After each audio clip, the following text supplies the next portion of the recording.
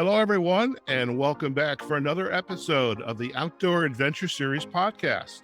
The Outdoor Adventure Series celebrates individuals and families, businesses, and organizations that seek out and promote the exploration, stewardship, conservation, access, and enjoyment of the great outdoors.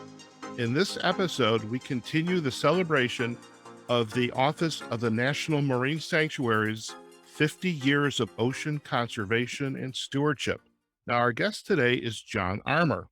John is the director of NOAA's Office of National Marine Sanctuaries, our nation's system of underwater parks. In this capacity, John provides a strategic vision for the program and the overall policy direction.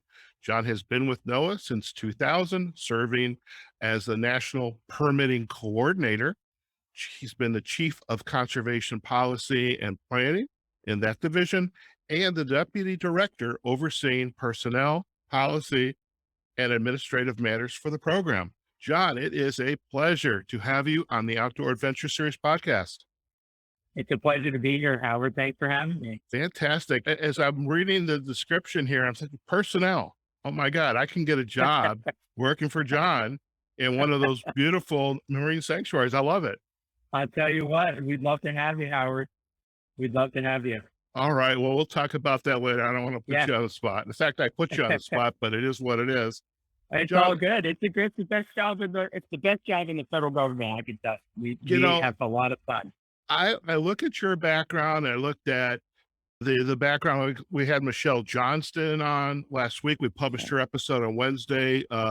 Grace Botita Williamson's going to be on, and I'm thinking, you guys, not only do you get to do great things and help our environment and these wonderful marine sanctuaries, these national parks, but you also get to do really cool stuff. And it's like, it doesn't get any better than that.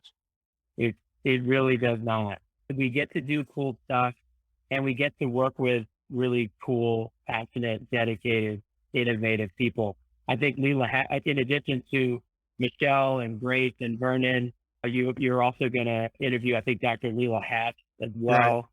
Right. And these are just fantastic, dedicated servants with just such a diversity of different disciplines. All four of those people really coming out sanctuaries from a lot of different angles, but all with the same sort of passion and dedication and focus to the mission. And I'll tell you what, as director, I love what I do. I do think I have the coolest job in the federal government, honestly. Like I'm the director of System of Underwater Parks, National Marine Sanctuaries. I mean, come on, how cool is that? But honestly, the whales and the coral reefs and the kelp forests are great, but the people like that you're going to be interviewing and the people that we work with on our advisory councils and in the communities, the fishermen, the scientists, the conservationists, it's just awesome. We don't always agree on everything, but I love it. I love the people that we work with.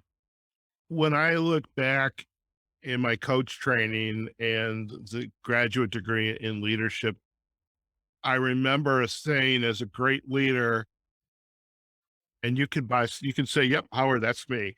But a great leader not only models behavior, inspires them, challenges them, gives them the tools to act, but you're there when you're needed, you interact when you're needed, get your hands dirty.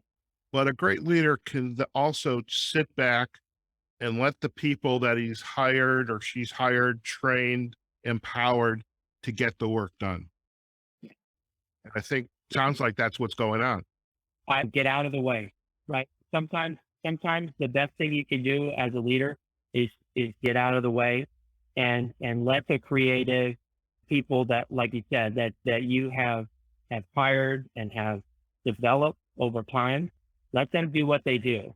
Support them, get them the top cover when that's needed, but get out of the way and let them do what they do. And the folks that you're interviewing on Team Sanctuaries, those are really great examples of just really talented, dedicated people that don't need me to tell them what to do, when to do it, how to do it at all. It's as much about me just getting out of the way and supporting them and just kind of looking from the side with awe at watching people like Michelle and Leila and Vernon and Grace go to work.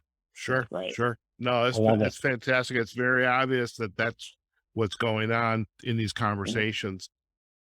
Now, I would love before we kind of dive deeper into the National Marine Sanctuaries and the 50th anniversary, if you Mhm. could share a little bit about your background to give folks Sure. who are still learning about the marine sanctuaries, who are these individuals that are working in this department, and how did you get to where you are today? Now, you don't have to go into the details. I don't care about the grades, but kind of give us the big picture.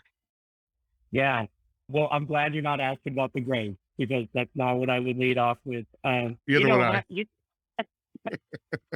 Look, I stumbled into this.